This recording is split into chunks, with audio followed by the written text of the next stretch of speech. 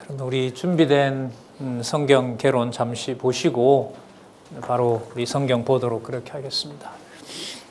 예, 우리 성경은 그야말로 하나님의 말씀입니다. 하나님은 여호와이시고요. 창세 전부터 계셨고 창조와 함께 하시고 또한 심판 때도 주가 되시고 그리고 심판 이후에도 영원한 통치를 하시는 바로 그분이 하나님 여호와이시죠. 하나님께서 이스라엘 백성들에게 아브라함을 통해서 그 이전에는 아담을 통해서 세 가지 언약을 해주시죠. 자손과 땅과 통치 언약이고 그 자손 언약을 하나님께서 아브라함과 그리고 아브라함 올라가면 노아죠. 그리고 그 앞에 가면 이제 아담이 있습니다. 그러니까 아담, 그 다음에 노아, 그리고 홍수 후에 아브라함에게 다시 그 세 가지 언약, 3대 언약을 해주시죠. 그 언약을 하시면서 그 언약을 이루시면서 하나님께서 여호와 되신다는 사실을 확증해 줍니다. 그러니까 하나님이 여호와 되신다는 것은 세상을 만드신 그 하나님이 우연히 세상을 만드신 것이 아니라 창세전에 작정하신 대로, 계획하신 대로 당신의 방법으로, 이게 매우 중요합니다. 오늘 우리가 이제 살펴볼 텐데 여호와 하나님께서 언약하신 대로 이루시는데 모든 것이 정한 뜻 아닌 게 없죠. 이 모든 세상에는. 그런데 꼭 우리가 성경을 배워야 되는 이유가 하나님의 방법대로 하신다는 것을 말씀을 통해서 알려주지 않으면 모릅니다. 그게 진리의 말씀을 보게 하고 깨닫게 하는 백성과 그렇지 않는 백성의 하늘과 땅 차이인 겁니다. 그래서 저희들이 말씀을 보게 하고 또한 하나님을 찬양하게 하는 거죠. 자, 자손언약 성취 섭리 내용은 우리가 앞서 살폈기 때문에 좀 간단하게 정리를 하면 창세기 37장에서부터 민수기 30장까지 나와 있고요. 앞부분에 이게 제2절이니까 앞에 창세기 37장에서부터 출애굽기 18장까지는 애굽에다가 종살이 시키면서 500여 년 동안 자손을 여기에 또 우리가 생각해 보는 거죠. 누구의 방법대로? 여호와의 방법대로. 그러니까 우리의 상식과 생각이 전부 소멸되도록 합니다. 그러니까 진짜 여호와가 살아있는 게 맞아? 이렇게 할 정도로 하나님이 그렇게 섭리를 해 가시는 겁니다. 자, 그리고 그 백성들에게 하나님께서는 새로운 법을 주세요. 그게 바로 시내산 언약입니다. 그러니까 나라 백성에게 법이 없다는 것은 그 나라 백성으로서 존재할 수 없는 겁니다. 이 몸을 가지고 있어도 어떤 통치를 해주는 룰이 없으면 사람은 존재 가치가 없는 거죠. 그래서 이스라엘 백성들에게 시내산에서 하나님 백성임을 알려줍니다. 그게 바로 우리가 일상으로 듣고 있는 율법이라는 건데 율법은 우리에게 지켜야 된다라는 것으로 우리가 입력이 되어 있죠. 그게 아니고 먼저 하나님의 백성임을 알려주는 법입니다. 때로는 그 법을 가지고 칭찬도 해주지만 법을 어겼을 때는 어떻게도 하죠? 처벌도 합니다.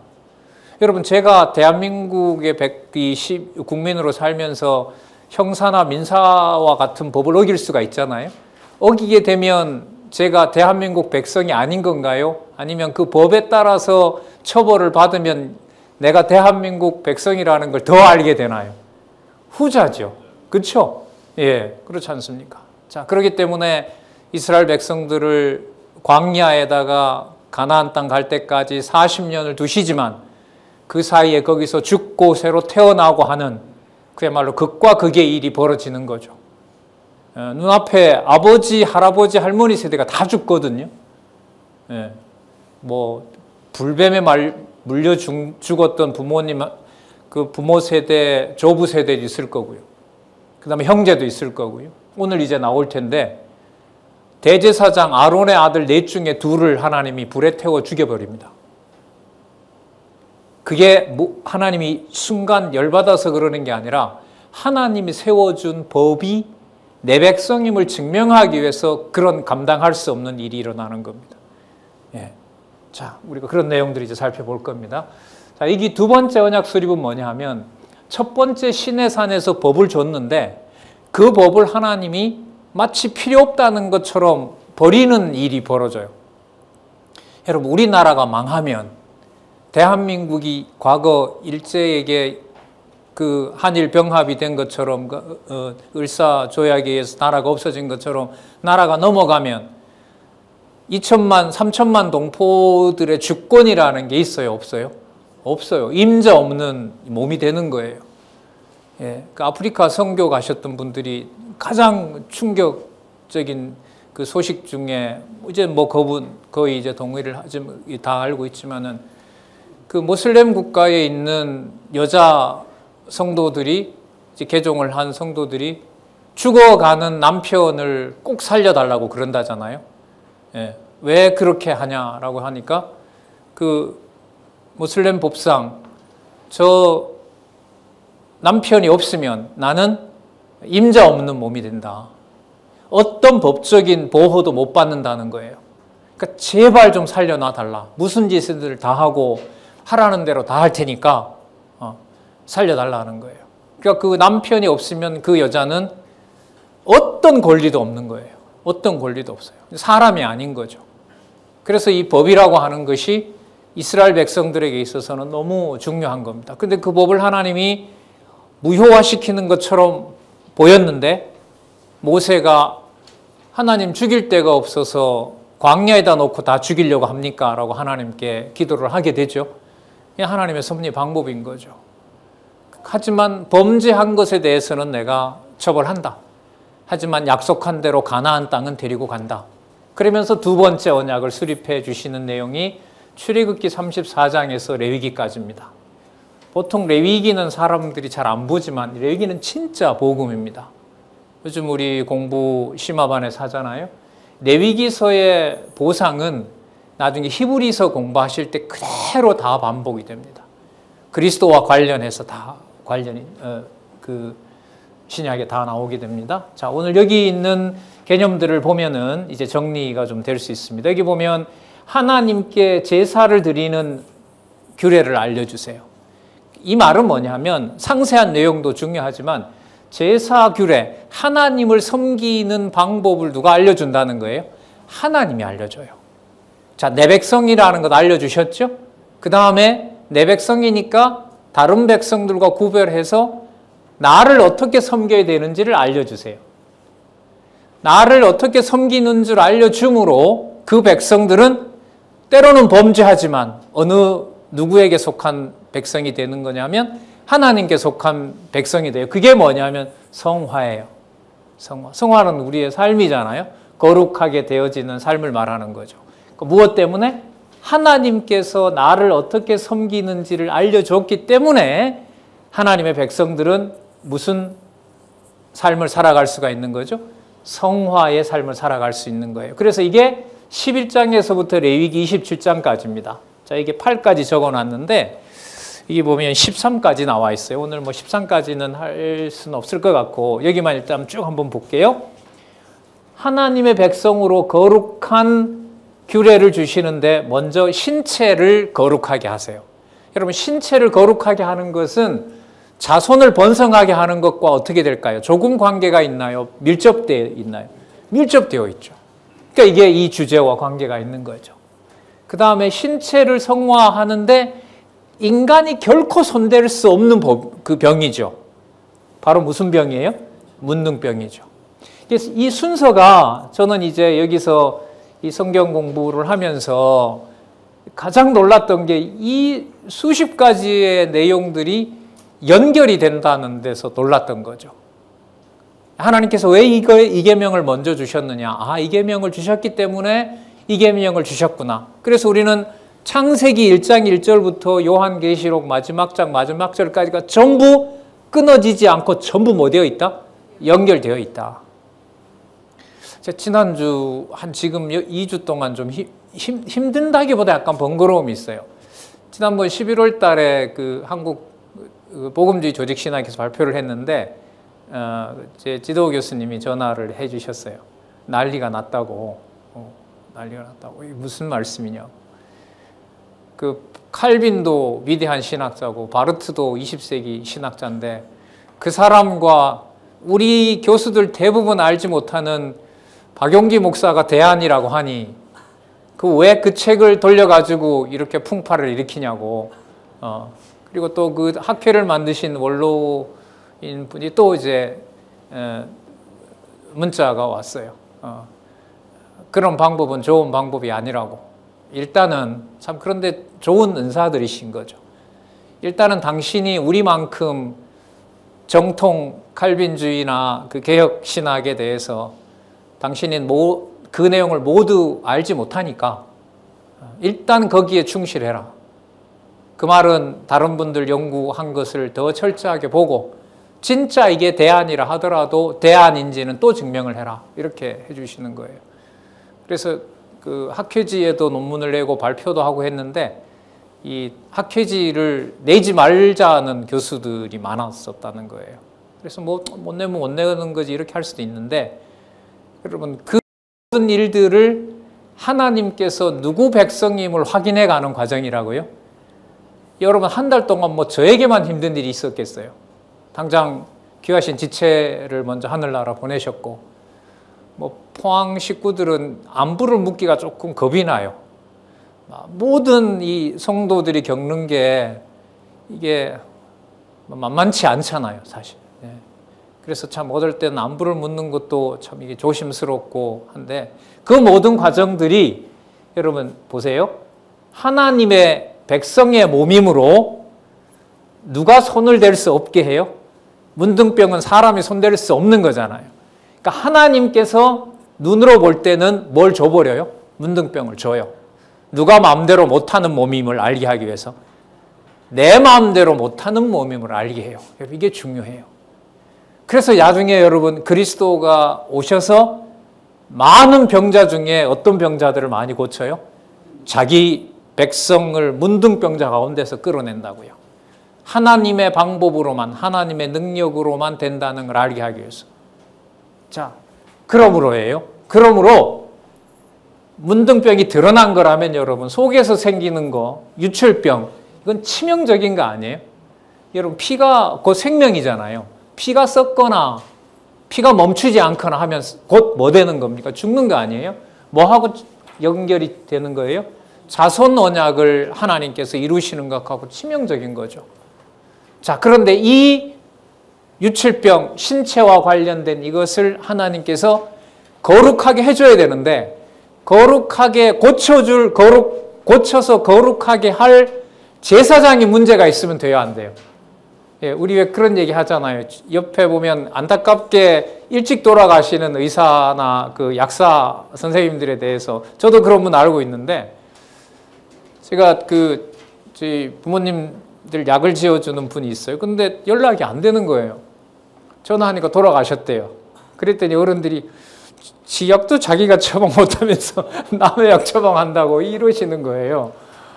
근데 그게 자기 마음대로 돼요? 안 되죠. 의사 선생님들을 또 여러분 옆에 많이 보셨잖아요. 남은 그렇게 막 간 절제 수술 간 반 이상 잘라내고 다 포기했다고 안에 살려주신 분인데 본인이 암 걸려가지고 세상 돌아가시는 분들이 얼마나 많아요. 자, 죄를 속해주고 그 죄를 진단해야 될 아론인 대제사장 지파가 문제가 있으면 돼야 안 돼요. 안 되는 거예요. 그러니까 우선 누구부터? 대제사장 지파부터 거룩하게 해주세요. 나중에 그리스도가 오셔서 우리의 모든 죄와 불치의 병들을 고쳐주실 바로 그리스도에 대한 예표이죠. 그 다음에 그러니까 누구도 깨끗해질 수 있어요? 백성들도 깨끗해질 수 있는 거예요. 그래서 모두가 다 뭐한 생활을 하게 돼요? 성결, 거룩한 생활을 하게 되는 거예요. 이게 누구가 살아계신 증거라고요? 여호와 하나님께서 살아계신 증거가 돼요. 그래서 교회가 어느 누구라도 누군가가 명령을 하고 정죄를 하고 이렇다 저렇다라고 교회가 판정하고 하는 것은 이 레위기 전체 구조로 봤을 때 그건 불법 중에 불법이에요. 그래서 우리가 교회 동력자 협회에서 함께 합의한 사항이 있지 않습니까? 창세전 모든 하나님의 자녀가 우리의 출발입니다. 그래서 우리가 명령하는 교회 제도 문화를 어떻게 한 거죠? 개혁한 거죠. 2016년에 교회 개혁론, 요즘 이 원로가 강의나 어떤 행사 가시면서 참 그렇게 안 하셔도 되는데 물어요. 박 교수님 책을 가져갈까요? 제 책 중에 뭘 가져갈까요? 이렇게 물어요. 그러면 학자들에게 갈 때는 또 책도 소개해 주시고 하세요. 이번에는 교회 개혁과 관련된 건데 어떤 책이 좋겠어요? 교회 개혁론이죠. 교회 개혁론을 가지고 문제가 있는 분들은 성경적 기독교나 우리는 또 성경 개론이나 또 이렇게 이제 서적을 안내하고 그랬는데 마찬가지죠. 성결한 규례가 이루어지면 여러분 뭐가 없어져요? 그렇죠. 불결한 생활이 없어지게 되는 거예요. 그래서 성도가 성도에 대한 지적과 명령과 규제, 그것도 인위적으로 만들어서 이거는 여러분 레위기서에 나타난 하나님의 백성을 하나님이 거룩하게 하시는 것을 뭐 하는 거예요? 뒤집는 거예요. 예, 뒤집는 거예요. 자, 하나님의 방법이 얼마나 좋은 방법이고 우리가 상상할 수 없는 방법인지는 본문에 가서 볼 겁니다. 자, 그 다음에 불결한 생활 규례가 무엇인지 알려주니까 이제부터 제사장들도 뭐 하게 되는 거예요? 모든 백성들에게 성결하게 되는 규례를 알려주세요. 그리고 23, 24, 25, 26장까지 이스라엘 백성들에게 가장 중요한 절기인 3대 절기가 있죠. 안식일, 또 뭐 있어요? 안식일, 그 다음 유월절, 그 다음에 대속죄일, 1년에 한 번. 그 대속죄일이 없으면 나머지 모든 364일이 어떻게 돼요? 정죄가 돼요. 살았지만 살아있는 게 아니게 돼요. 대제사장이 지성소에 갔는데 하나님께서 제사를 안 받아줬어요. 그럼 모든 백성을 뭐 하는 경우가 생기는 거죠? 정죄하고 죽이게 되는 일이 벌어지는 거죠. 그런데 이 일이 죽이는 거겠어요? 하나님의 백성으로 하나님이 관리하는 방법이겠어요? 관리하는 방법입니다. 그게 레위기 26장에 나옵니다. 아주 무서운 예언이 있죠. 북쪽 이스라엘, 남쪽 유다가 여러분 망할 때 처참하게 망하게 되죠. 칼에서 살아남은 자 뭘로 죽이고, 기근으로 죽이고, 기근으로 살아남은 자 연병으로 죽이고, 애굽으로 도망간 자 애굽까지 쫓아가서 애굽을 멸망시켜버리고. 여러분 이게 죽이는 방법일까요? 하나님께서 하나님 백성을 보호하시는 방법일까요? 근데 세상은 이런 말을 보호라고 하지 않습니다. 여러분 유대인 대학살, 아까 제가 소개드렸던 인디언들을 학살한 그 역사를 우리가 보호라는 말로 쓸 수 있겠어요? 쓸 수 없어요. 따라서 성경을 하나님이 보호하신다는 걸로 결론을 내리게 하시는 것은 하나님의 방법이 믿어지게 하시고 하나님이 살아계신 것 외에 어떤 목적도 전부 사라지게 했을 때 가능한 얘기예요. 우리가 기분이 좋아서 그냥 우리 듣기 좋을 대로 보호해 주세요라고 하지만 정작 본문에 들어가면 저게 보호야? 이런 게 훨씬 많습니다. 그래서 성경을 하나님의 말씀으로 믿어지게 하는 것은 전적으로 하나님의, 아까 우리 교수님 부르신 것처럼 진짜 어메이징 그레이스입니다. 이거는 계산하려고 하면 안 돼요. 예측해서도 안 돼요. 눈에 보이는 대로 저 사람은 아닐 거야, 저건 아니지. 아닙니다. 그것도 뛰어넘습니다. 모든 유대인들이 박수쳐서 빨리 죽이라고 해서 죽인 그 그리스도가 구약에 언약했던 메시아인 줄 누가 알겠습니까? 신성 모독했다고 하는 그리스도를 십자가에 죽는 게 당연하다고 여겼던 자들인데. 그러니까 오늘 우리가 시간 될 때까지 살펴볼 주로 나타나는 레위기서의 내용들은 이 순서대로 하나님께서 하나님의 방법으로 자기 백성을 보호하시고 하나님의 언약을 이루어 가시면서 어떤 순간에도 하나님 살아계신 것을 알게 하신다는 그 내용으로 우리가 오늘 확인해 볼까 합니다. 자, 9장 내용에 가서 살펴보겠습니다.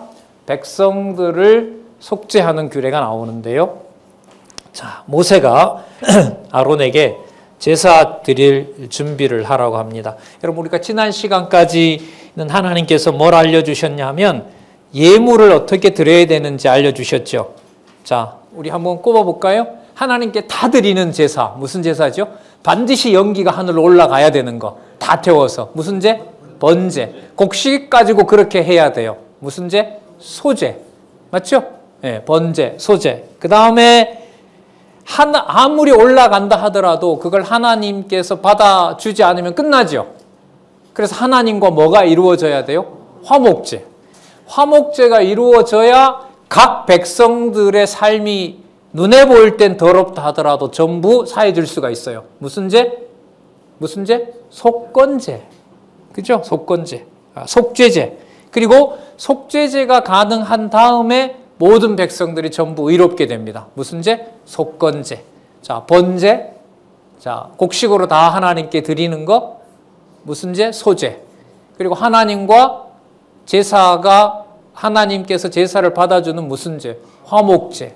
화목제를 통해서 백성들의 모든 죄도 사해주는 속죄제. 그 다음에 모든 앞으로 태어날 백성들까지도 하나님께서 모두 속해 주시겠다는 속건제. 이거 배웠죠? 그 다음에 제사 규례에 쓸 여러 가지 제물을 알려주시고 또 제물만 갖다 주면 안 되잖아요.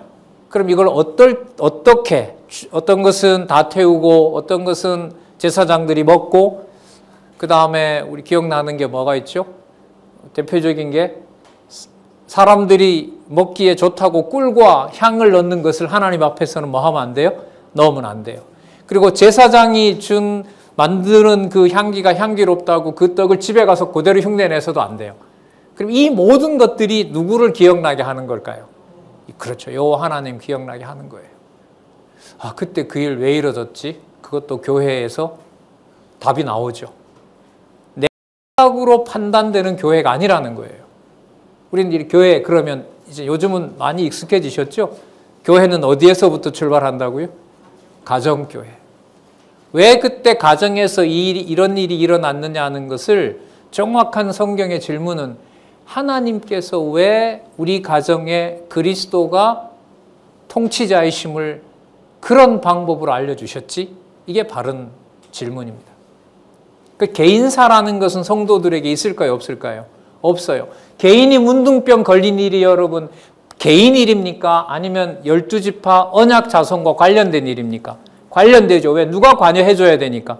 제사장이 관여를 반드시 해야 돼요. 그러면 제사장이 제물을 드리고 그 다음에 제사를 드릴 때 자기 마음대로 합니까? 가르쳐준 대로 합니까? 그렇죠. 그러니까 한두 단계 건너면 바로 여러분들과 제 삶이 누가 살아계신 증거와 직접 연관된다? 하나님 살아계신 증거와 직접 관련이 된다는 거죠. 그걸 그냥 대충 듣기만 해서는 되는 것이 아니라 기록한 하나님의 말씀을 지금 하시는 것처럼 꼼꼼하게 읽어가면서 하나님 살아계신 것을 보여주려는 거죠. 그러니까 성경을 어렵지 않고 풀어주는 것이 안내자의 가장 중요한 몫이에요. 그리고 여러분들 각자 계시는 곳에서 생명의 양식처럼 일용할 양식 만나처럼 여러분들에게 먹도록 안내하는 거. 그러기 위해서 제가 또 여러분들을 배우러 온 거죠. 자, 그럼 우리 9장 한번 보겠습니다. 9장 1절에서부터 7절에 보면 모세가 아론에게 제사 드릴 준비를 하라고 명합니다. 어디를 보시냐 하면은요. 자, 두 번째 줄에 보시면은 속죄제 나오죠. 자, 여러분 속죄제 4절에 보세요. 속죄제가 아니라 여기는 또 뭐가 나옵니까? 화목제가 나오죠. 그러니까 여러분 속죄제와 화목제는 분리할래야 분리할 수가 있을까요? 없을까요? 없어요.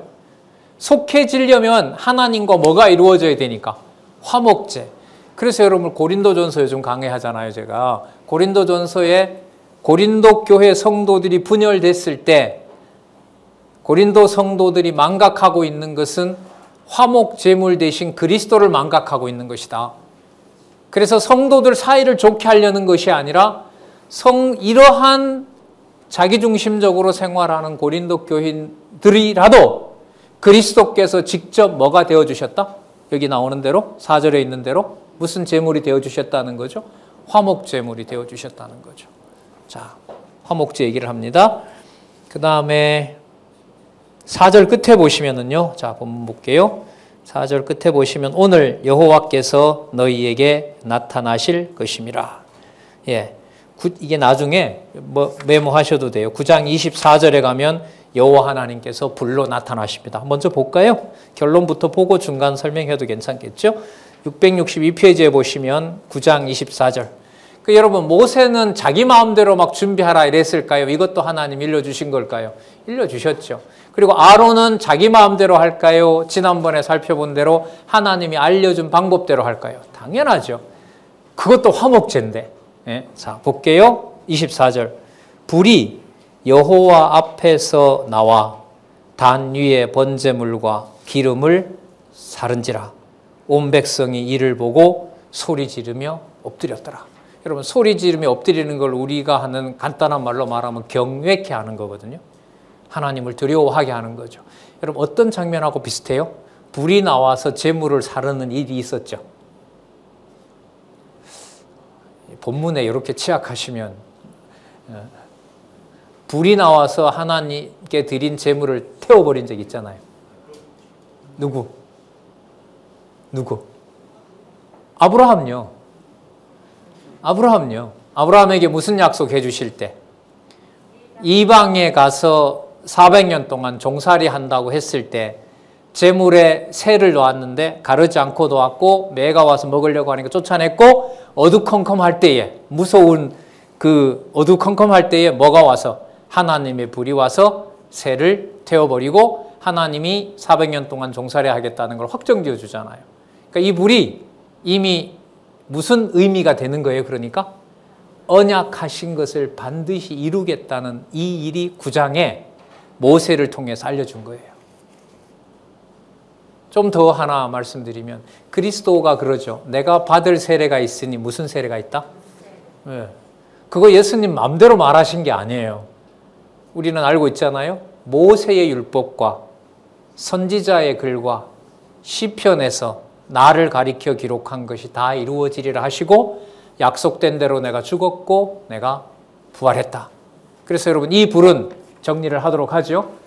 하나님의 자손에게 하나님께서 앞으로 일어날 모든 일들이 누구 백성임을 알려주는 방법이다. 하나님 자기 백성임을 알려주는 거예요. 좀 인간적인 얘기지만 문제는 성경에 기록된 말씀을 모르기 때문에 일어나는 겁니다. 그래서 우리는 하나로 놓칠 수가 없는 거죠. 자, 계속 보겠습니다.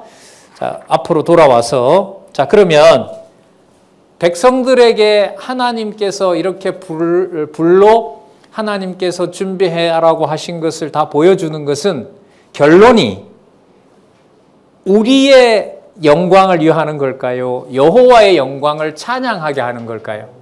자, 이렇게 정리하면 우리 9장 내용들 큰 틀에서는 잘 볼 수 있는 거죠. 성경에 나오거든요, 이게. 볼게요. 6절 보시기 바랍니다. 6절 보세요. 모세가 가로되 이는, 잘 보세요. 여호와께서 너희에게 하라고 명하신 것이니. 그러면 여러분, 모세의 역할은 뭔가요? 하나님이 명하신 것을 전달해 주는 자입니다. 여호와께서 너희에게 하라고 명하신 것이니, 그 다음 답이 나오죠. 누구의 영광이 너희에게 나타나리라? 여호와의 영광이 너희에게 나타나리라. 가정교회를 하나님이 주신 이유는 분명합니다.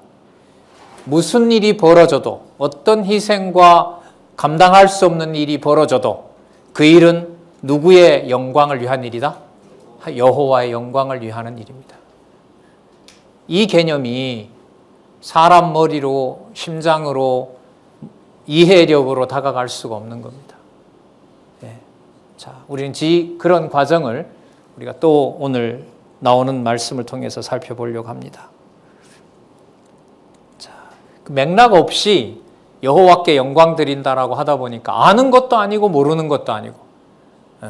자, 그런 일들이 이제 성경을 모르기 때문에 일어나는 거죠. 자, 그러면 7절. 그가 또 아론에게 이르되 너는 단에 나아가 내 속죄제와 내 번제를 드려서 너를 위하여 백성을 위하여 속하고 또 백성의 예물을 드려서 그들을 위하여 속하되, 무릇 또 나옵니다. 누구의 명대로 하라? 여호와의 명대로 하라. 자, 그래서 먼저 아론 자기 자신을 위해서 송아지로 속죄 드리는 제사가 그 다음에 나옵니다. 뭐 너무너무 논리적이죠. 그리고 평가를 이렇게 합니다. 10절 볼게요. 그 속죄제 희생의 기름과 콩팥과 간 거풀을 단 위에 불사르니 여호와께서 모세에게 명하신 것 같았더라. 그러면 보세요. 여호와께서 명하시고 여호와께서 그걸 하게 하시고 끝에 가서 누구의 영광이 드러났다고 알려주시고 여호와 영광이 드러났다고 알려주시고 그리고 아까 아브라함 예를 들었지만 그냥 새를 놓았으면 금방 나타나시면 좋은데 하나님 나타나시라고 하나님께 제사를 드렸는데 종일 안 나타나세요. 새들이 와서 막 먹으려고 그래요. 자, 언제요? 어두컴컴할 때. 그러니까 그 정한 시기가 여호와께 있는 거죠. 왜 그때 그 일이 그렇게 안 풀렸을까? 그거는 여러분 정하신 때를 여호와께서 당신의 영광을 위해서 그 정한 시기를 우리 계산에 맞춰버리니까 그런 거죠. 자, 그래서 이 상세하게 기록된 이런 말씀들이 시기와 장소와 방법과 내 마음대로 되지 않는 것과 그 모든 것들이 누구의 존재와 영광을 위하는 것이다. 여호와의 존재와 여호와의 영광을 위하는 것이다. 자, 그 다음에 아론이 번제 희생을 잡아서 모두 불로 사릅니다. 알려준 대로 했죠. 그 다음 9장 15절부터 21절에 보면 아론이 이번에는 백성을 위해서 속죄제와 각종 제사를 드립니다. 여러분 각종 제사는 다 태우는 번제, 그 다음에 곡식으로 드리는 게 이미 알려줬죠. 무슨 제도입니까? 소제, 하나님과 어떻게 하면 화목되는지 알려주셨죠. 그 다음에 방법 중에 어떤 건 드는 것도 있고 들어서 흔드는 것도 있죠. 거제는 드는 거고 요제는 흔드는 거고. 자, 그런 방법에 따라서 앞에 얘기했던 5가지 방법을 이제는 아론은 속해졌으니까 깨끗해졌으니까 누구를 위하여? 백성을 위하여 속해지는 거죠. 그리스도가 여러분 십자가에 달리셨던 사건은 지금 말씀드리는 번제라든지 소제라든지 화목제라든지 속건제라든지 또 무슨 제 빠졌죠? 속죄제라든지 이 제사를 빼놓고는 그리스도의 죽으심을 설명할 수가 없는 거잖아요. 그렇죠? 그 모든 것들이 바로 여러분들과 저에게 하나님이 약속해 주신 창세전 하나님 자녀된 이 너무나 이해할 수 없는 우리의 머리로는 다가갈 수 없는 하나님의 은혜를 깨닫게 해준다.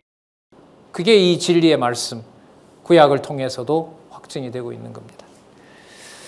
자, 그래서 조금 전에 읽었던 대로 하나님이 방법을 알려주시고 하나님이 그렇게 하시고 마지막은 이제 하나밖에 안 남았어요. 여호와께서 절차대로 하라고 일러준 대로 그냥 되는 걸까요? 이것도 여호와께서 허락해 주셔야 될까요? 여호와께서 마지막까지 허락해 주셔야 돼요. 그래서 언약하신 대로 이루신다고 했을 때 예수님이 그런 기도를 하죠. 뜻이 어디에서 이루어진 것처럼?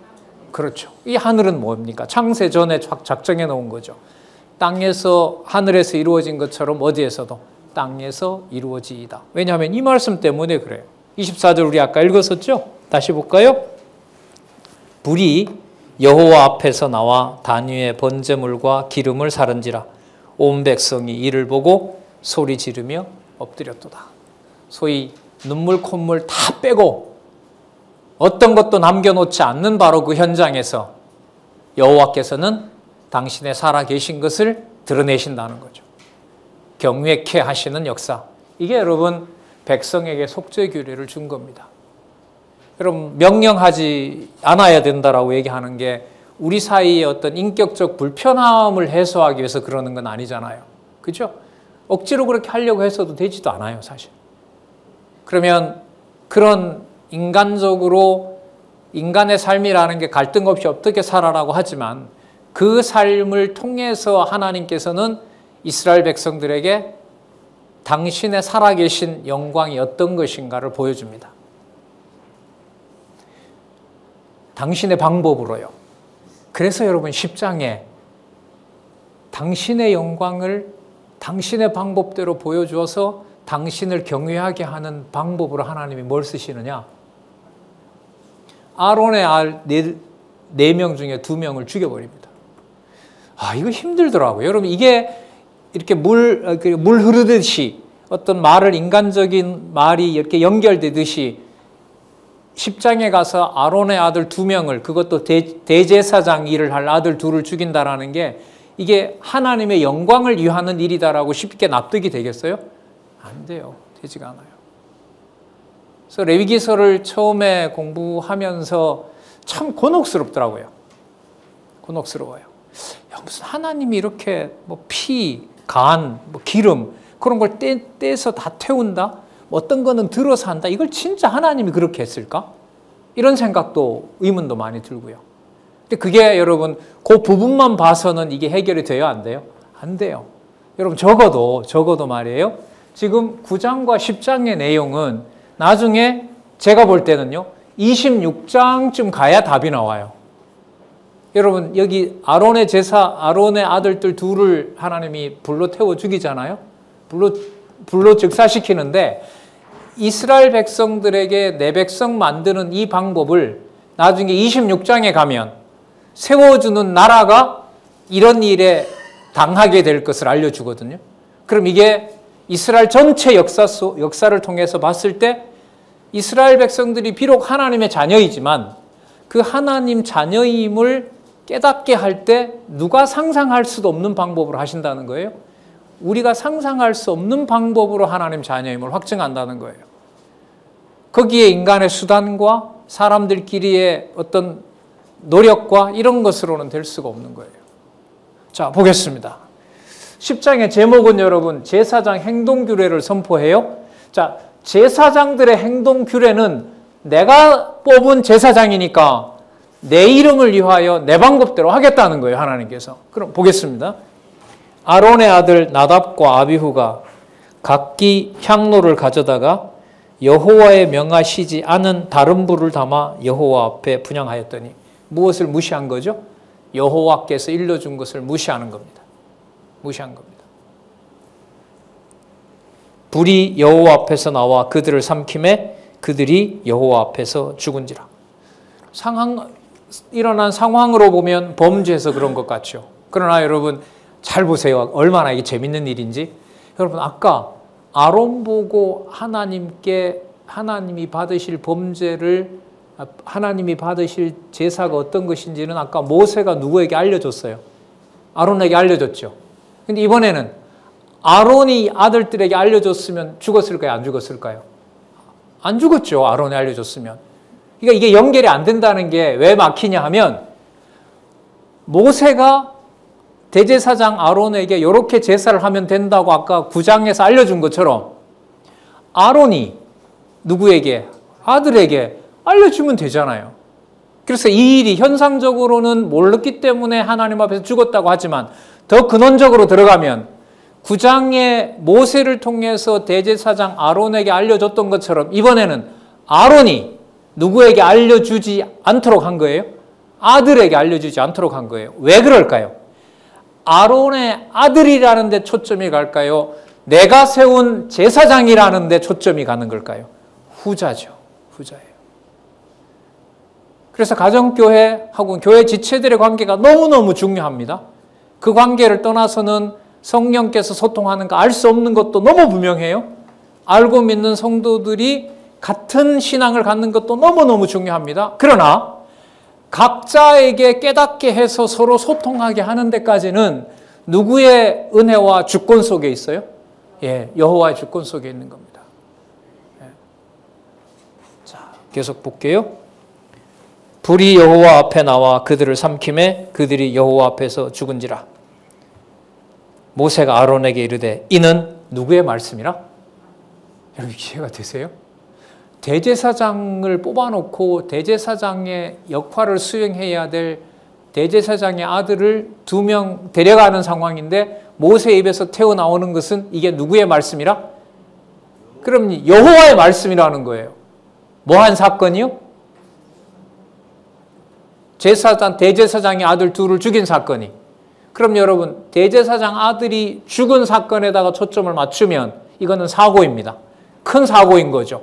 하지만 여호와의 명을 여호와께서 지도자로 하여금 알려주지 않으면 어떤 행위를 통해서 여호와께 제사를 드린다 하더라도 그 제사는 하나님이 받는다 안 받는다? 안 받는다는 거예요.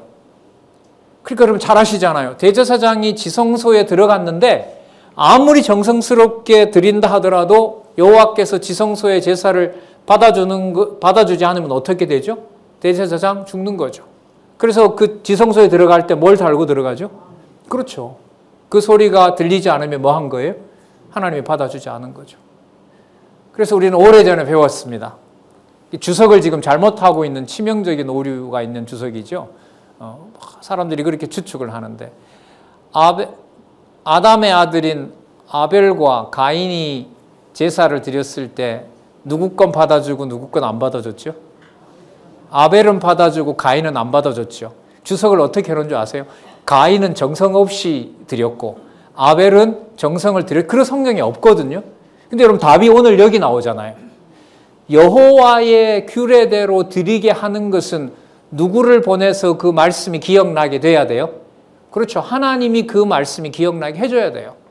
그리고 그 드린 제사를 받고 안 받고는 전적으로 누구에게 달려 있어요? 여호와께 달려 있는 거예요. 그래서 여러분 사람의 행위와 그 사람들이 하는 그 어떤 규모를 보고 저 사람은 교회에 큰 일을 한다.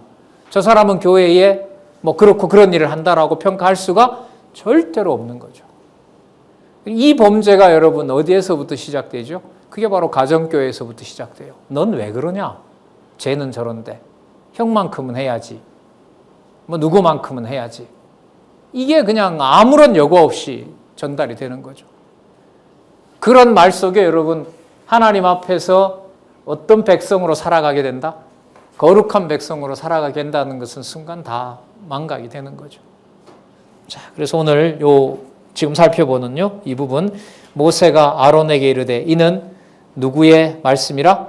여호와의 말씀이라. 이르기를 나는 나를 가까이 하는 자 중에 내가 거룩하다 함을 얻겠고 온 백성 앞에 내가 영광을 얻으리라 하셨느니라. 이 말이 무슨 뜻일까요? 내 앞에서 대제사장의 역할을 하는 자는 심사를 누가 한다? 내가 한다. 내가 한다. 그래서 여러분 어떻게 보면 좀 이 감정이입을 하면 모세는 이 엄청난 사건이 벌어진 이 상황에서 조카들 아니에요, 사실. 그죠? 조카들 아니에요. 모세도 이 레위 지파니까. 엄청난 사건에서 두려움 보다가 누가 하시는 일들을 먼저 기억하게 된 거죠. 여호와의 말씀. 여호와의 말씀이 갖는 권위와 여호와의 말씀을 통해서 드러나는 그 말씀의 권위가 얼마나 높은지를, 위대한지를 조카가 죽는 이 사건에서 깨닫게 되는 거고 그걸 결론을 내리죠. 여호와께서 거룩하다 함을 얻겠고 온 백성 앞에 내가 영광을 얻으리라 하셨느니라. 하나님의 영광을 위하여 감당할 수 없는 이러한 사고가 벌어진 거죠. 그렇죠. 여러분 여기서 사람이 생각을 정리한다고 이 문제가 해결되겠어요? 절대로 그렇지 않습니다. 그래서 여러분 말씀이 생명의 말이라고 하는 이상 말씀을 생명처럼 주고 안 주고 하는 주권과 무한한 은혜가 오직 누구에게 있을까요? 여호와 하나님에게 있는 겁니다. 그래서 여러분 생명의 말씀으로 보는 거지 이게 내 역사와 무슨 상관이 있겠어요? 전혀 다른 세계에 지금부터 3,500년 전 사건 같지만 이 말씀을 읽을 때 성령께서 내적으로 조명하시고 깨닫게 하시고 같은 마음으로 이 말씀을 하나님의 말씀으로 받게 하니까 가능한 일이죠. 그리고 그런 마음들이 함께 있으나 각자 계신 곳에서나 이 말씀으로 소통하기를 우리가 그야말로 간절히 바라고 있는 거죠. 예.